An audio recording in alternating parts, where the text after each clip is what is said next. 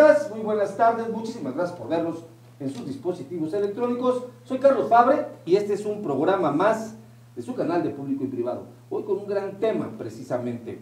Después de 4 décadas de educación castellanizadora, rural, orientada, construir una unidad nacional, pues el panorama educativo en las regiones indígenas indicaba pues datos alarmantes.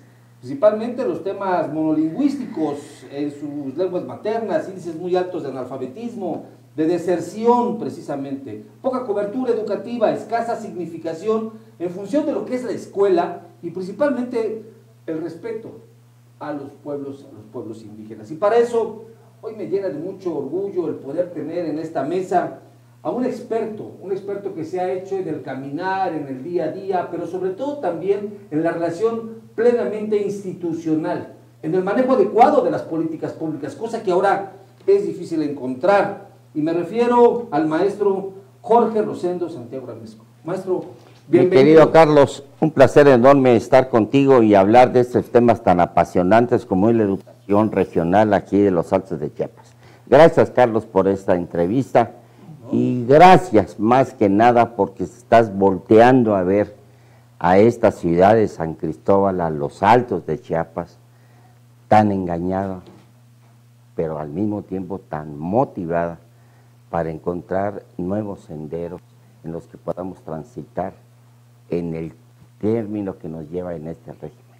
Muchas gracias, maestro, muchas gracias. Es un halago, viene de su parte. Pues vamos a hablar en razón de este tema que en lo personal, quiero decirles que mis padres fueron maestros, mi abuelo maestro rural, y conozco perfectamente y entiendo lo que es el tema de la educación, pero en el tema indígena realmente lo lleva a otra escala, a otra conciencia y a otro tipo de vocaciones, en donde los términos de presupuestos a veces son innecesarios de hablar porque jamás se ha hecho un programa adecuado en función de recursos económicos para atender la educación indígena. Pero vamos a hablar, ¿desde cuándo en Chiapas es una realidad, porque estamos situados aquí, el tema de la educación indígena? Mira, yo conozco un poco sobre educación indígena. En 1972 yo recuerdo que terminé las 2 carreras, tanto la de profesor de educación primaria y la de leyes el mismo día. Y mi padre me dijo, bueno, ¿qué vas a elegir?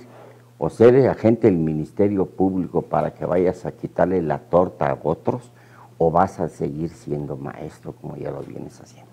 Yo me incliné por la docencia.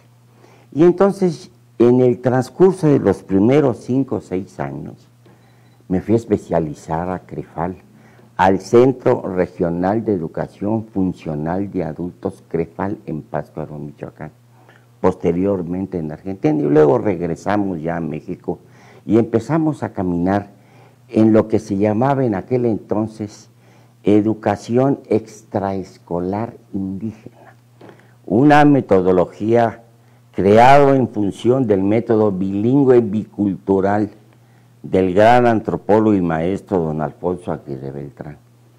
Yo venía de las líneas del maestro Espinosa Mandujano, él era director de educación, y nosotros empezamos a caminar por el campo de la sociología educativa. En aquel entonces, estaba de 72, 76, con Velasco Suárez, el bueno, yo me tocó trabajar con él, y estuve presente en la bifurcación en el Instituto Nacional Indigenista aquí en San Cristóbal, del equipo de trabajo de Naciones Unidas y de lo que estábamos formando, el programa de desarrollo de los Altos de Chiapas y el grupo de antropólogos del Instituto Nacional. Perdón que lo interrumpa, maestro, habla de metodología, pero en esos tiempos el concepto de educación indígena era un tema poco concebido, había muy pocos elementos. Es que teníamos que atender 2 aspectos. Era más de investigación. Adelante. El primer aspecto que nos preocupaba era que teníamos que llevar la educación a todos los confines del Estado. Era de cobertura. Cobertura, primer punto, Okay. Atender las comunidades indígenas rurales de Chiapas. Yo creo que nos llevó... Atender, 10, 12. entender, y me refiero a este tema por la cosmovisión, ahí cómo entra, conciben ellos. Ahí entra la metodología del maestro Alfonso Aguirre Beltrán. A ver, dígame usted. Él crea el método bilingüe bicultural. Él forma a los primeros promotores, y les llama promotores bilingües biculturales.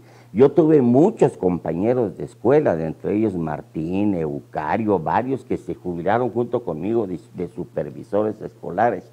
Sí. Y entonces empezaron ellos a trabajar con esta nueva metodología, pero la mayor parte del presupuesto se inclinaba para tener la cobertura. La metodología, que era el aspecto que debíamos de trabajarlo con mucho detenimiento, era muy difícil. Es lo que le iba a platicar. Dificilísimo. ¿Cuál era la pedagogía? ¿Cuál era la didáctica? ¿Cuál era la dinámica que se era muy difícil porque los instructores comunitarios, los primeros promotores educativos, sí, venían de la educación básica, con trabajos tenían primaria o secundaria. Claro. Entonces se les daba ahí un curso muy importante de X cantidad de meses y ellos empezaban ya a trabajar fundamentándonos en la metodología